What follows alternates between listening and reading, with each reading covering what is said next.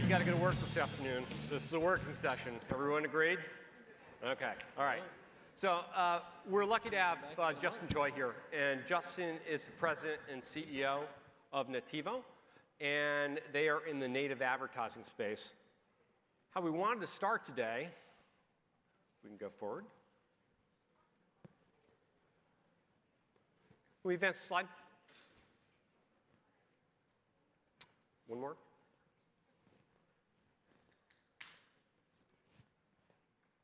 Okay, well, this is where you got to adapt.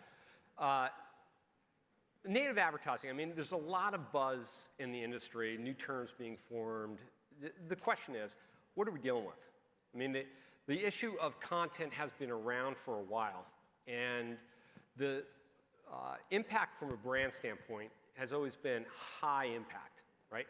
It just works better than traditional forms of advertising. If you can get the right message and the right content when the consumer is in the right frame of mind, it just has a significant impact, much more so than traditional paid media. The challenge for brands has always been, how do we get to scale? Right? The promise of Facebook at one level was the power of PR at the scale of traditional media. Now, that's kind of been supplanted, and there are other factors come into play here. And that's really the challenge for native right now is how can you take the power and impact that we know has such a high persuasion factor, but how can you get it to scale to the point where it could be a significant part of your marketing mix? That's what we're going to explore this afternoon. And with that, I'm going to turn it over to Justin Choi to take us through Nativo, how they're thinking about the industry, and your approach. All right, let's see if we can get this clicker going. Great. So native is certainly the word of the year, and Bill mentioned some questions around native that I know all of us have. One of the big questions is that native has really been around in some form or another for the past several years. So why is it a big deal now? Why is native all of a sudden something on everyone's minds? And what we've seen is that we pretty much talked to every major publisher out there, and all of them, without exception, are either deploying now or have deployed some form of native advertising program. And following that now is that you have the whole ad tech industry looking to try to figure out a way to build some kind of native offering, to the point where some people are taking that definition and stretching it to where it doesn't really fit, creating some confusion out there in the marketplace.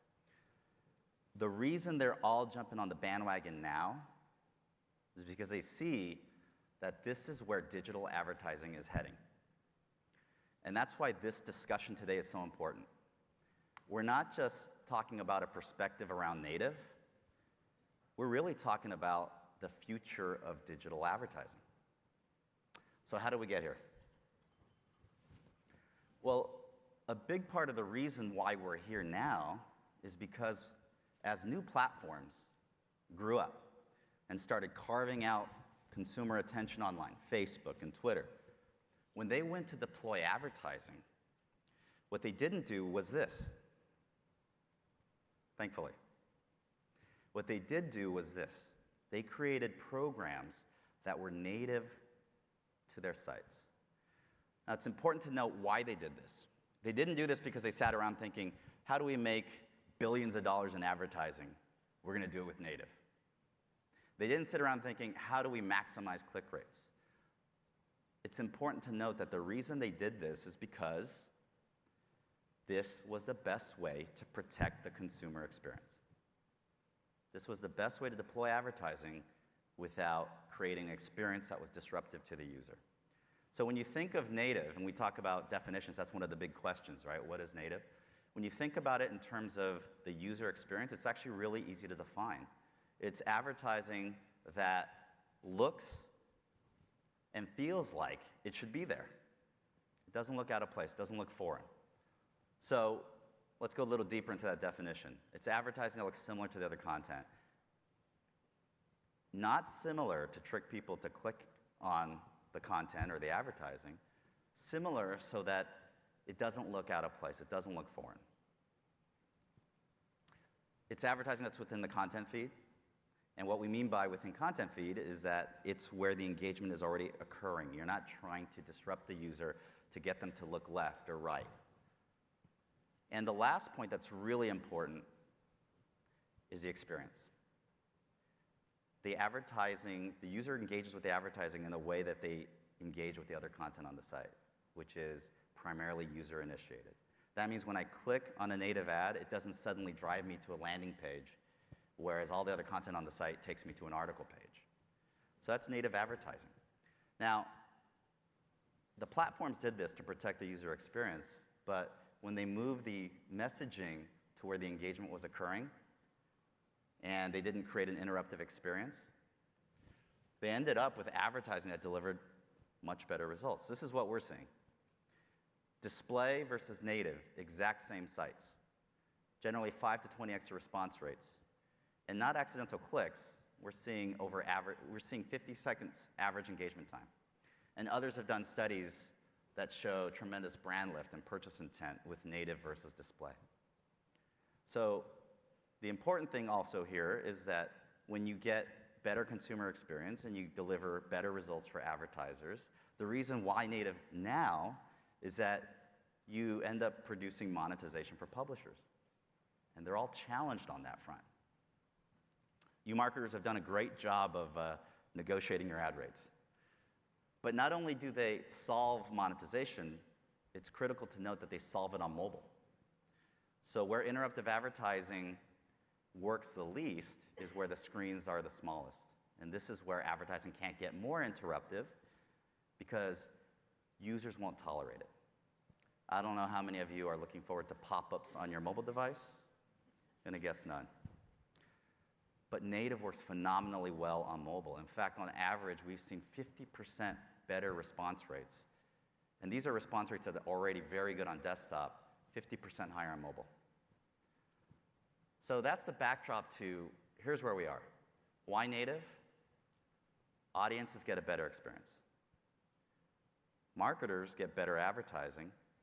And publishers get a premium revenue stream. And on mobile, you solve the reach and monetization problem. So in business, if you want to form a long-term relationship with somebody, you got to have a win-win. Here's a case where we have a win, win, win. Consumers, publishers, and advertisers. And this is why we feel so passionate about native advertising, is that this is really a chance for us to make digital advertising better. So another perspective for marketers out there, think of the advertising that you've had access to now, display advertising, as you being off to the corner of a performance trying to interrupt everybody from watching what's going on in stage. Well, native puts you front and center. And that's really the key point of native, is that it puts the brand front and center. And of course, that creates another challenge, which is now you have to have something to say. You have to have content. So because of that, we think it creates a great context for where advertising should go. We're entering an era of engagement and moving away from interruption. So let's compare display to content and what we mean by that. You succeed with display when you interrupt the user's experience and get their attention. Content, you look to engage them. To engage them, you provide some value instead of extract value. And instead of the hard sell, it's a soft sell. Selling versus telling. But as Bill mentioned, it's not really scalable. Or it wasn't. But there's technology out there, Nativo included, that is solving this problem. This is going away. So now what you're left with is advertising that's typically been high impact, low reach, being high impact, high scale. So who's creating the content is another important point for our discussion today. Primarily what you're seeing out there is really the first two boxes. You're seeing publishers creating content for brands. You're seeing publishers creating some brand influence content. And in some cases, like in the aptly named Forbes Brand Voice program, the brands get to write the content. And when people talk to me about native, they think of the first two buckets, and they think, okay, it can't scale because how can you get publisher voice at scale? Well, remember back, well, maybe not remember back, but in the early days of television and radio, my good old days. What are you looking at me for? What's that? What are you looking at me for? In I the was early looking days? past you. Oh, I okay. was looking past you. But remember in those early days, even the early days of the banners, the publishers were the ones creating the advertising. We forget that. You didn't go to them with ready-made commercials. They created them for you. That's where we're at today with native. But that's going to change. This is what we see.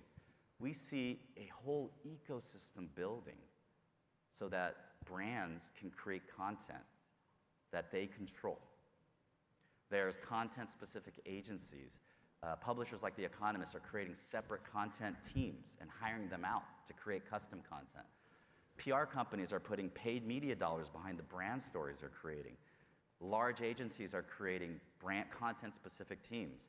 And some brands, like Intuit, are writing content directly. And then there's platforms popping up like Contently, where you can go in and be matched to writers of any genre and efficiently scale out your content development efforts. So we see things shifting towards brand voice content, and that's going to help native scale. Now, is that a good thing? That brands can control the message?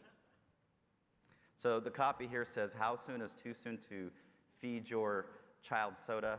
Not soon enough. But what's different about today is that it's not just publishers having a voice, it's not just marketers having a voice. The internet gives everyone a voice, and guess what? If you're not authentic, someone's going to call you out. To me, that creates a great ecosystem for this type of advertising. But the thing is, if you get the message right, and I'll end with this, if you get the message right and you're on center stage, you can really connect with your audience. The right content in native placements is a real connection. And it's not about reach. It's not about impressions. It's more than just eyeballs. When you have a chance to really tell a brand story and you're on that stage, native is an opportunity to capture hearts and minds. And that's why it's so important to brand marketers. So that's me setting up some context for a discussion. Pass it back to Bill. Yeah. So we could start the roundtable. So here's what we'd like you to do. Each table has a moderator and a piece of paper with questions on it. We'd like you to take a couple minutes, go over the first set of questions, and develop your point of view, opinion, how you would like to report back out. There'll be people kind of circling the room, gathering some input. We'll come back in a couple minutes, and we'll do a Q&A between your feedback, any questions you have for Justin, any questions you have for me on this topic, and then we'll go from there. So take a couple of minutes, get to know the table, and get your materials together. Thanks. Thanks, Bill. Good job. Thank you. That's great. Very smooth.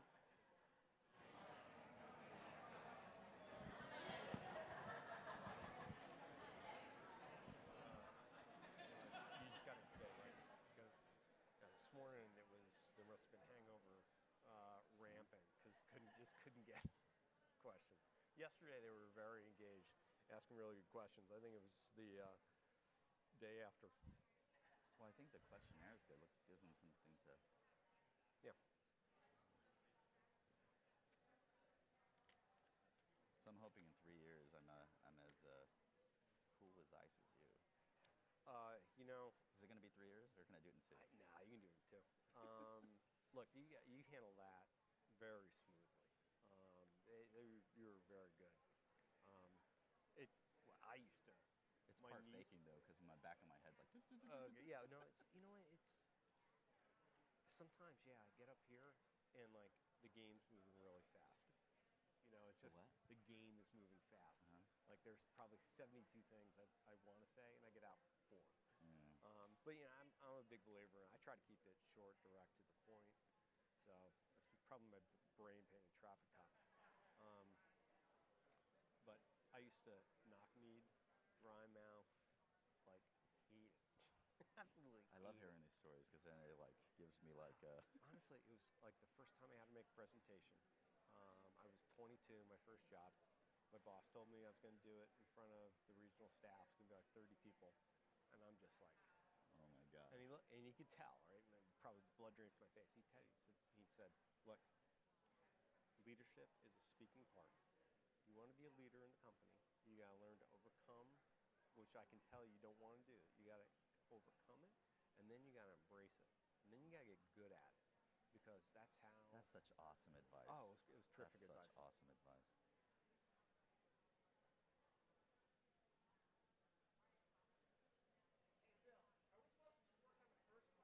Yeah. Just work on the first set, and then we'll come back and do the second. Yeah, the first. Yeah. Just a reminder, you're going to work on there's 2 questions on the table. Work on the first one. We'll come back, and then we'll go back to the second one after that.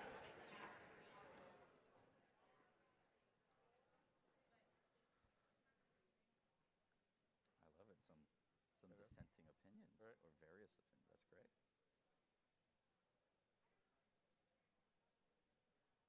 Oh, I know. Adam Kleinberg runs an agency.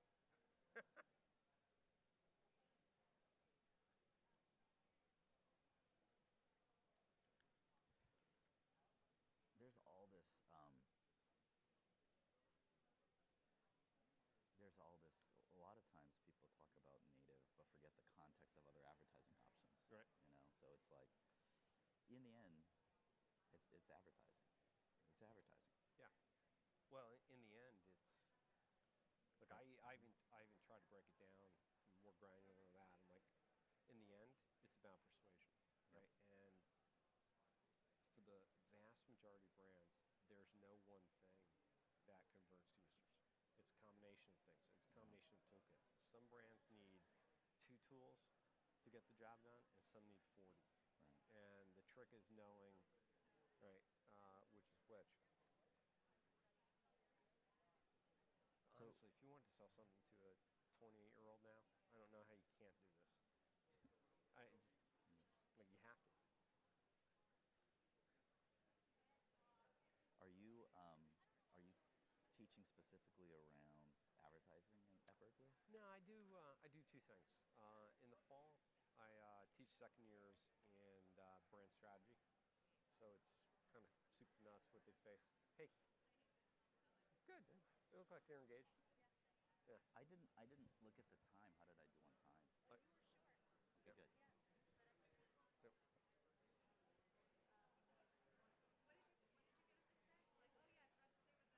No, somebody asked me a question, and so I got up and just, as a reminder, do the first set of questions. Yeah.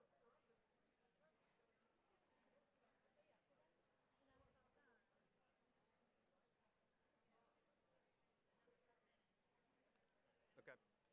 So just give me the headline and where you want to start. And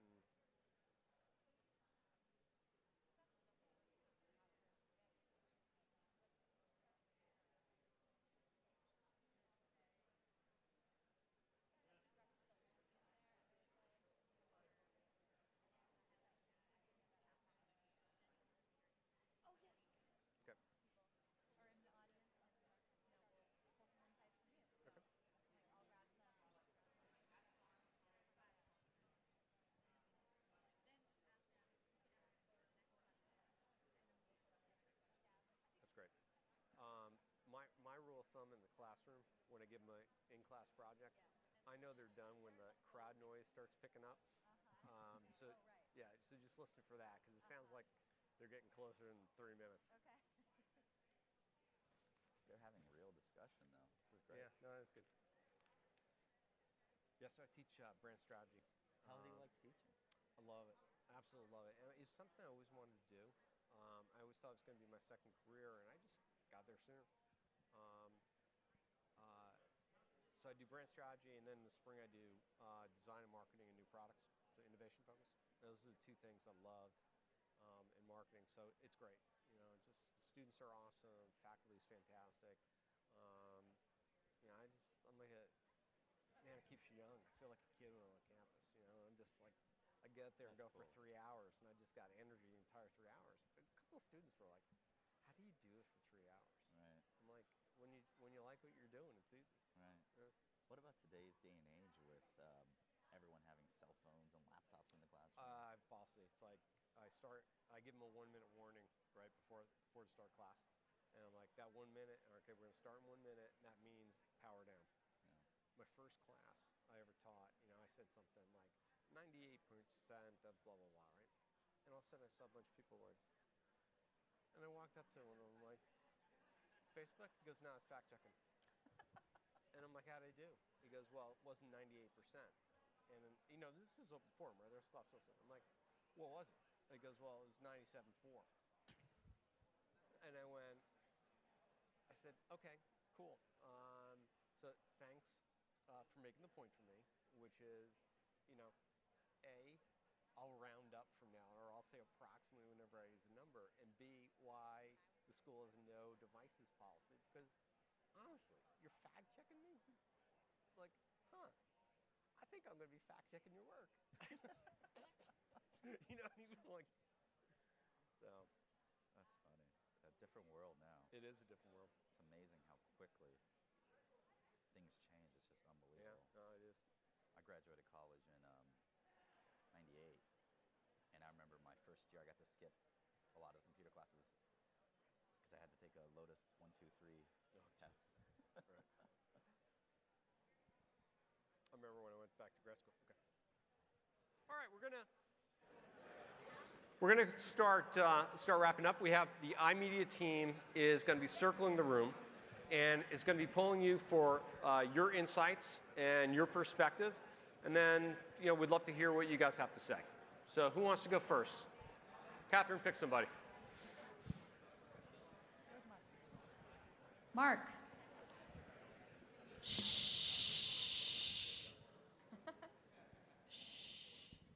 Okay, so at this point, we're going to pull out, as Bill just said, I think some of you missed it, we're going to pull out some insights from what you guys were saying and share with the group. So, Mark Naples, take it away. One of the things from this table I'm hearing is that they want to hear from brands about the different KPIs. They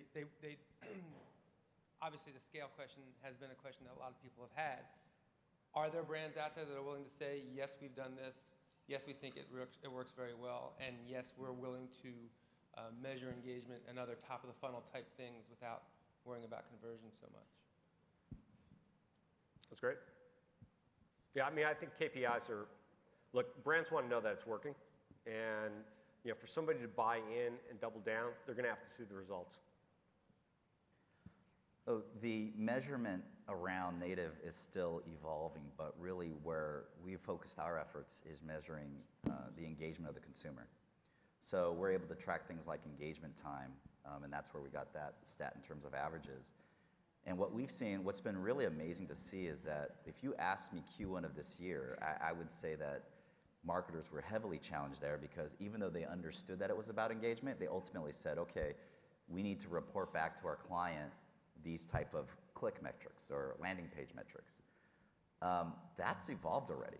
And in Q3, we started getting RFPs that said, we need engagement, and we need engagement analytics. And that includes things like sharing, how many people read the content, how long they spent reading the content, and we see that being really the measure of native advertising. Because ultimately, we're having a conversation up here, advertising is about persuasion.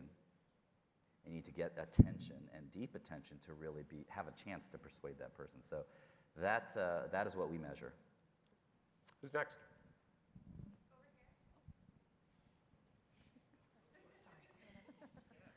So I just got nominated. So if we're still on the number one, how do we make native advertising work for our consumer? Kind of the consensus that we came to around our table was that it has to, live relevantly in the publisher's site. It has to feel authentic when the consumer is reading through the stream that, yes, this would live here. I mean, as your slides point out, a consumer can call bullshit pretty quickly. So if it doesn't feel relevant when they're reading it, they're going to move on or immediately identify it as advertising, and you never know what that's going to do for your brand image or your authenticity and your own branding. And then we also brought up the point, what was it?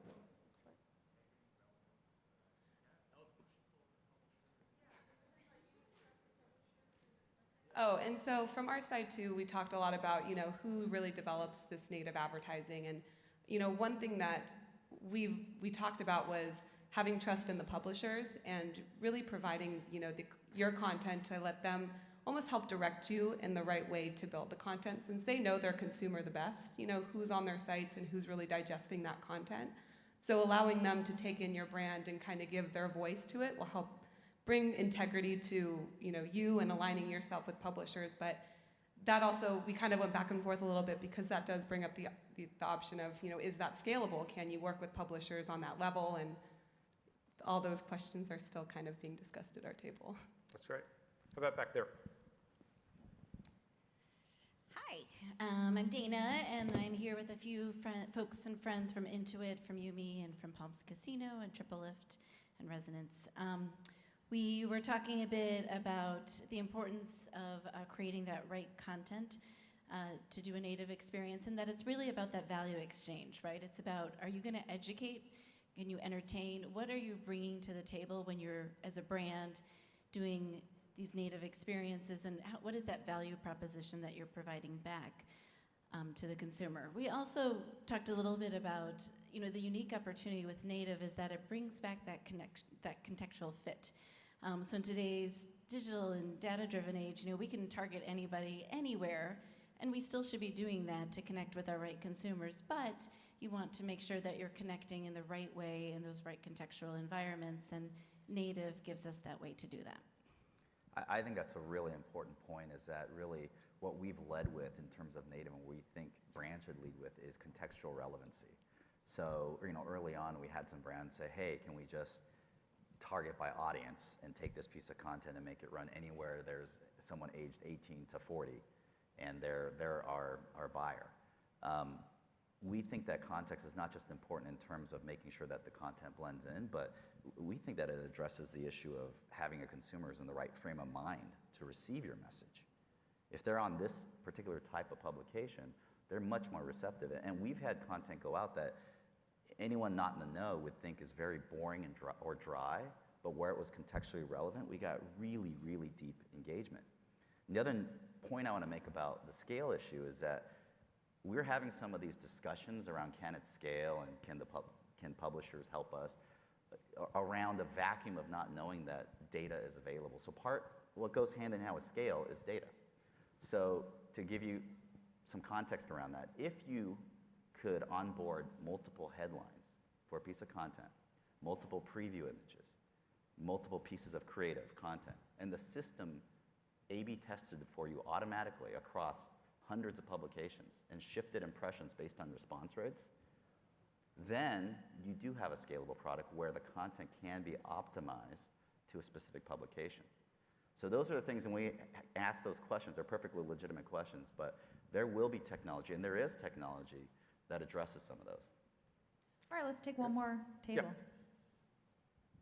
Hi, I'm Kathy Riley from Echo Brands, and I'm representing the fine folks at Table 19. We talked about native advertising in relation really to three things: in relation to relevance, in relation to integrity, in relation to compliance. And really came to the conclusion that as opposed to any other type of advertising, native advertising has the potential to do more harm to a brand if it's done badly than just about any other type of advertising out there, because you're basically putting yourself out there naked, as a naked brand, Jeff, and really exposing yourself. And if it's done badly, if it's done irrelevantly, or if it's done incorrectly, you could do more harm to your brand than just about any other type of display advertising that we could do. The other thing that we touched on too was the aspect of compliance. So I know there's a couple of very famous instances of native advertising that were done very recently, one by the Church of Scientology and a couple others out there, where they didn't disclose the fact that it was an ad done in native style, and the FCC really kind of came down on them pretty heavily.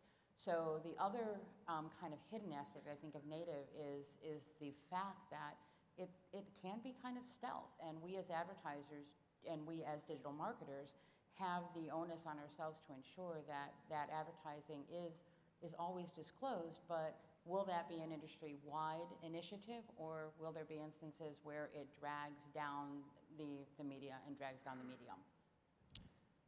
Yeah, I mean, I think you're hitting on one of the imperatives, right? Which is the first thing you want to do with any of your marketing or your advertising is, first do no harm, to borrow from the physicians. But I think what native gives you, which I like a lot as a marketer, is you're going to make mistakes, but you're going to get another chance at bat rather quickly to kind of get back on track. And I'm willing to put up with, as a CMO, I was willing to put up with a stumble if I thought I had the opportunity, to advance my brand, to advance my story, to get people more engaged. So, look, you never jump out of an airplane unless you have 2 parachutes. So I guess my perspective would be, don't put all your eggs in one content basket. That you should have, a variety of content. Know you're going to stumble, and the trick for the brands is how quickly to recover and move on. So having that feedback, like, oops, I stepped in it. I need to get that out and get something in.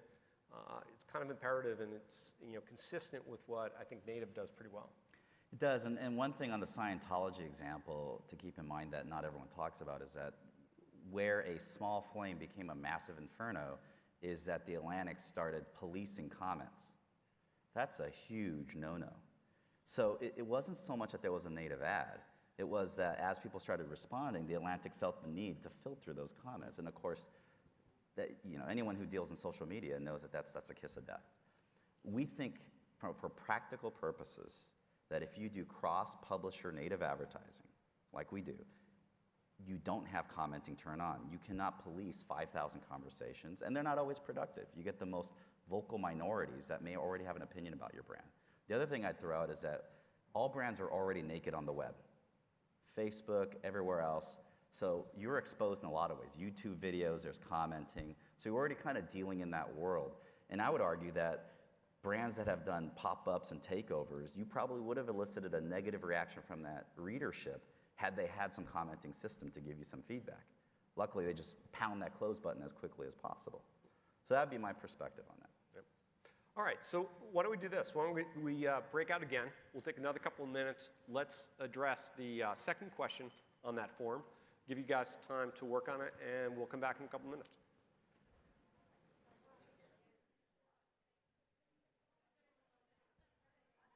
Yeah, this is good. I think they're really engaged. It's great. Yeah. I think it's great.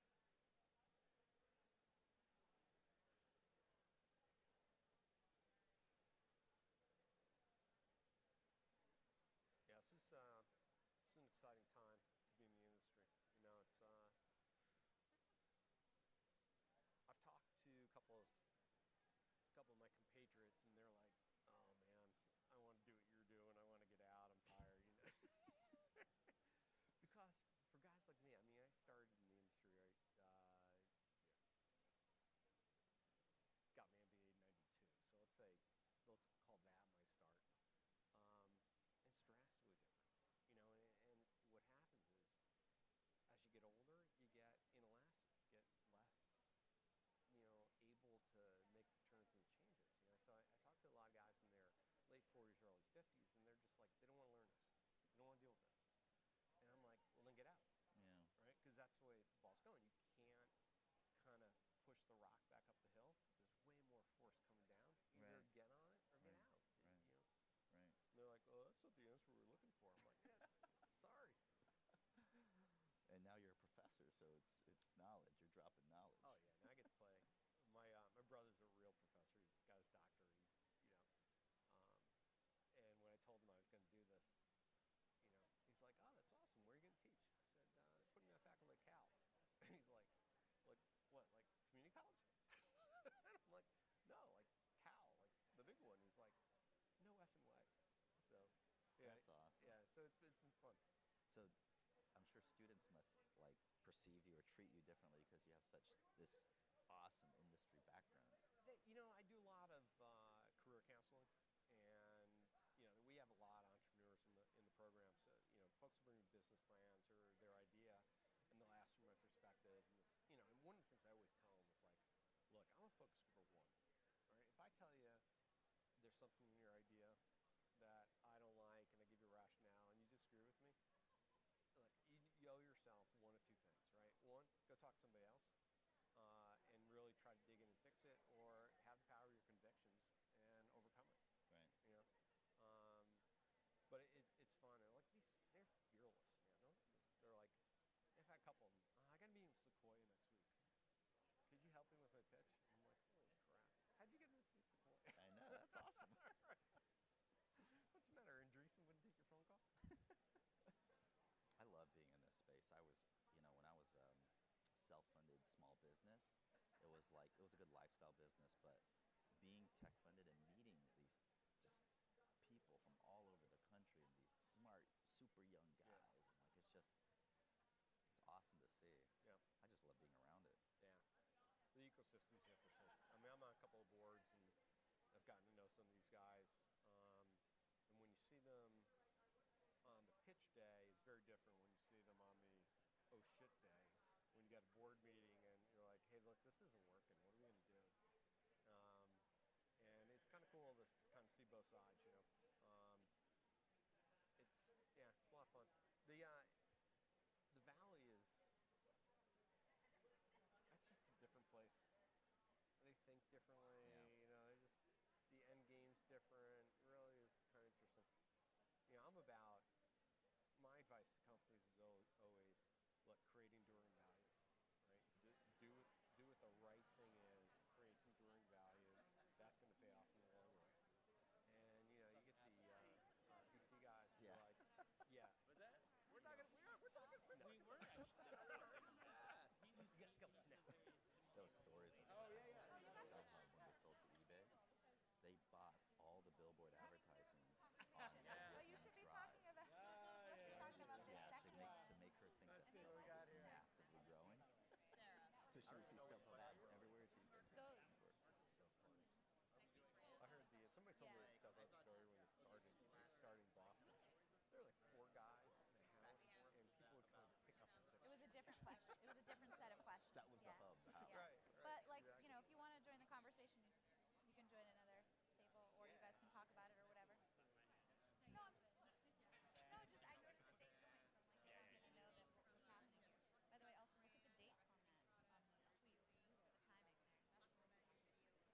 Elson, look at the dates on those tweets, the timing there. Not that anyone noticed. What is that?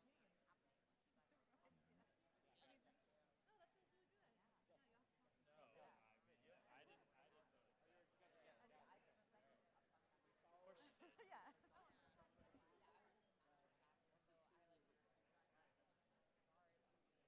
So Whitman really bought that? eBay, but I wouldn't say that's the only reason, All right. but just like any other, it's mind share, right? Yeah. She has to think about Bless StubHub you. every morning. Too funny.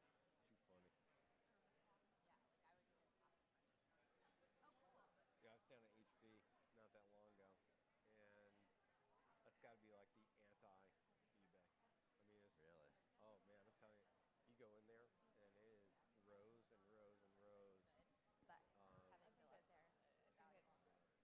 cube phones and dispirited people. Yeah, the brand, right? It's just you go in there and just the vibe is palpable. She's got a lot of work to do there. Short the stuff. Yeah. We could have pulled even Too more. late. But Yesterday it went. Pretty before we tanky. get rid of it.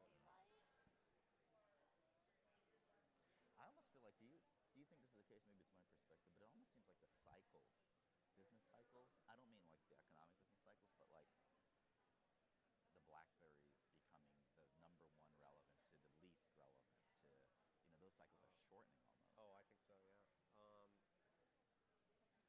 Yeah.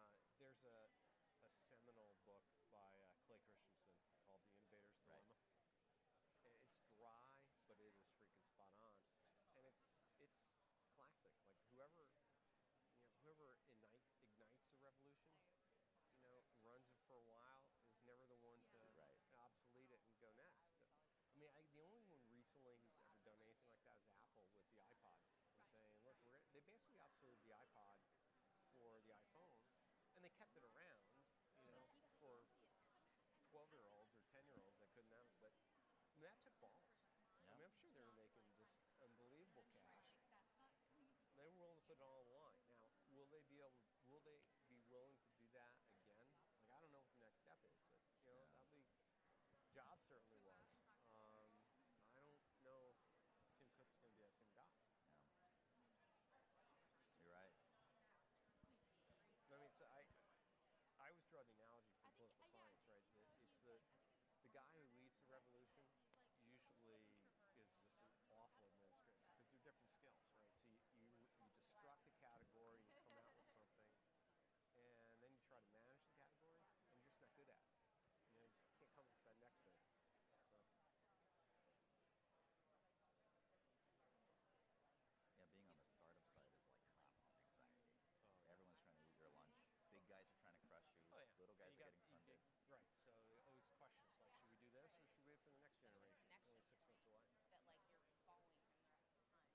Let's start finishing up.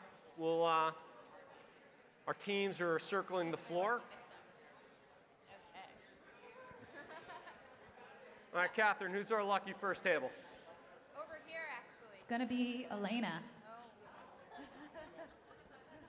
I chose you ahead of time. Hi, I'm Elena from PepsiCo. All right, stand up. This was a good conversation for us. All of our conversations really gravitated towards ROI. It's budget season for a lot of us, so that tends to be top of mind. From an analytics standpoint, we really had a good discussion about engagement. So really, are you developing content that's adding value to your consumers' lives? And you measure that by, is it shareable? Are you coming back? Are you getting revisits? Are you getting content that gets passed along? One of the trade-offs of native is that you do have to create content that is relevant for that environment. So in terms of today's budgets, focusing and prioritizing the platforms and publishers where that's going to be most relevant for you is the other piece of the trade-off conversation that we had as well. So still looking for that KPI bullet point. For now, it's definitely focusing around engagement. Yeah, I think one of the things that digital got us trained to do was having an ROI number for our marketing investment, right? So we've trained a new generation of CFOs and CEOs that they can get that, and now they want it more. So keep it coming.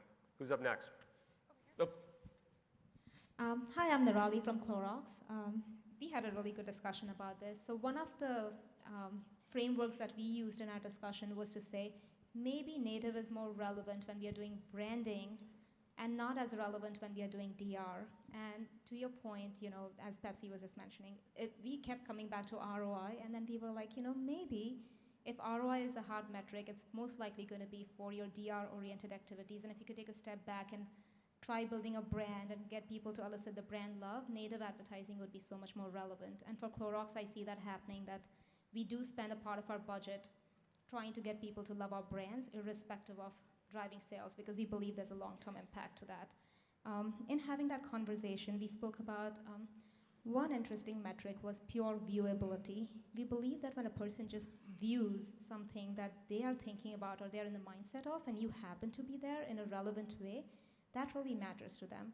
But most importantly, I think the second part that we spoke about is how do we make sure we are relevant in that environment? And that's where we ran into cost issues and scalability issues. So we would love some conversation around that eventually.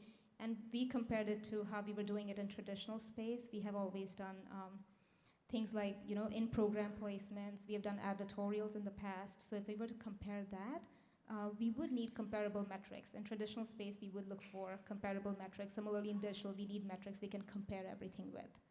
So that's where we left off. So one thing I want to jump in there, there is a way to close the gap there. We do look at native as a way to expand top of funnel. And one thing from a technology standpoint that you could do is you can retarget the user who's read an article and follow them with other types of advertising to keep them constrained within the funnel. So now you have them back into all the metrics that you're already using.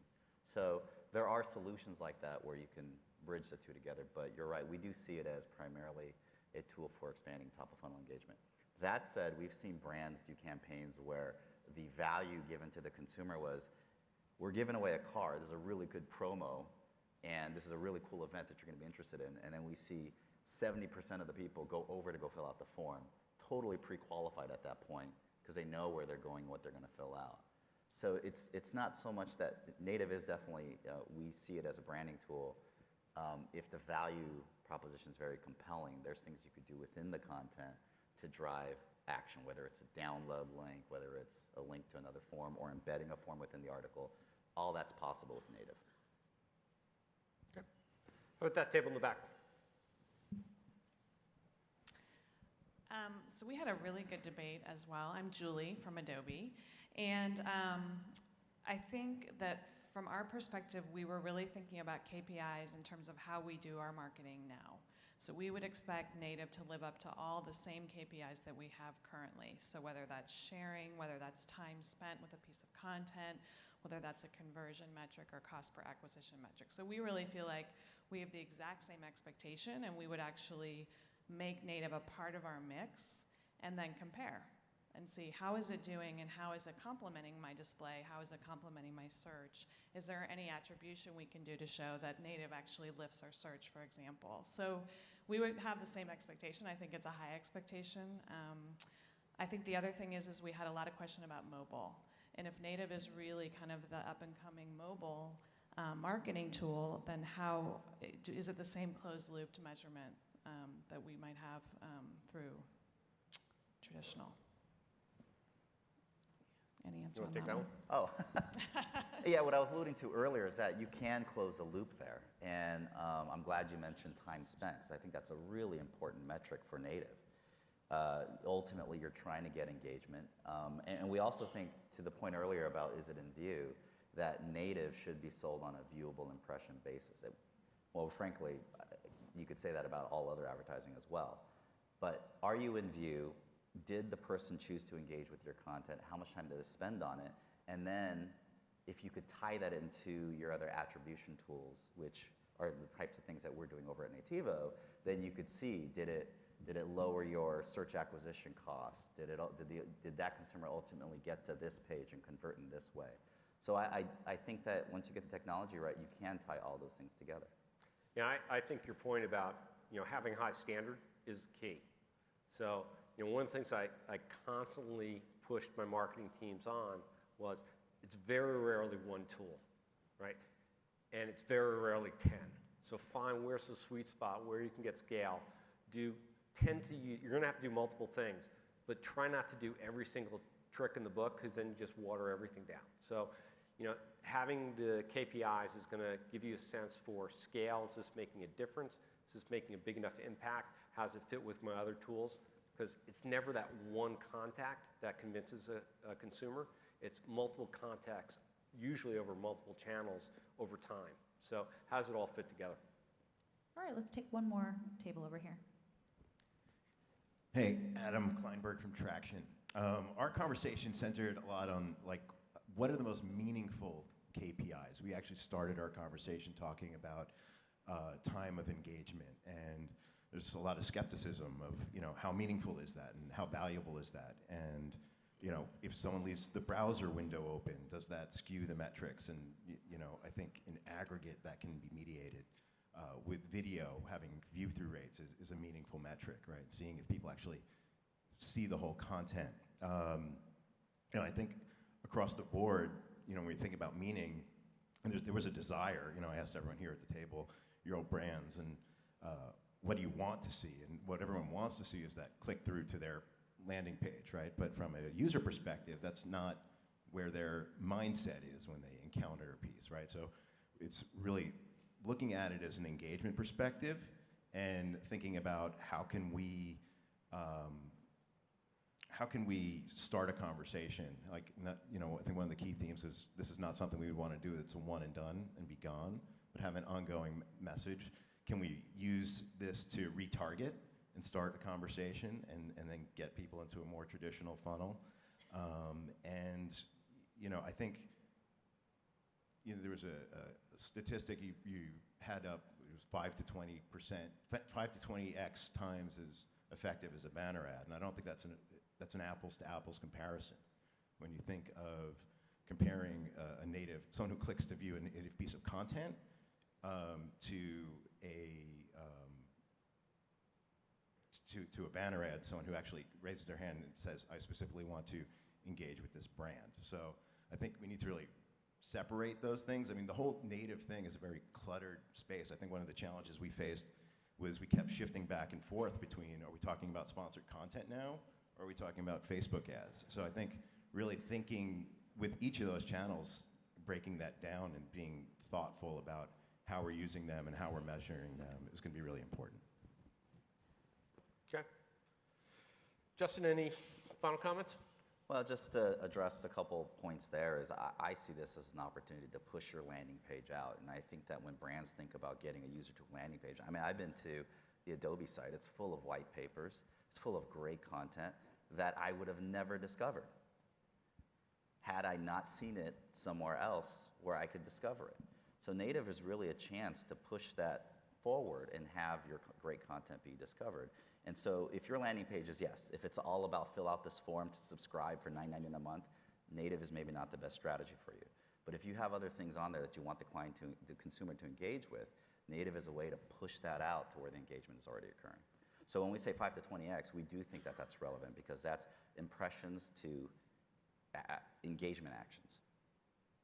So that's the final thought there. And I guess I could end on the note of there's still a lot to figure out around native, but that technology is being built and these questions are being answered. And we could go back to 1999 and have this subject be banners and have a lot of these same questions and conversations. We take for granted that all of this technology was built and that banners and display are now scalable. So we shouldn't look at today and say that things aren't going to change. I think that's the riskiest bet to take. Yeah, I mean, I think that's right. You know, one of the things that I look at in the industry is like we've got more tools now than we've ever had. We've got more ability to engage, to contact, to connect, to bring groups of people together. And as marketers, that's just tremendously powerful, right? So it's up to you for your brands to figure out what's the right combination of those tools that you get the best response at, knowing that it's going to change over time, right? So you've got to be constantly testing, constantly pushing, constantly refiguring your marketing mix to get to that optimized point. And that's why, you know, that dynamism in this category, that's why marketing as a function is just more fun than anything else that's going on in business. So with that, I guess we'll turn back to Catherine, and thanks. You guys were terrific in this. All Really right, good. Really let's good. get a round of applause.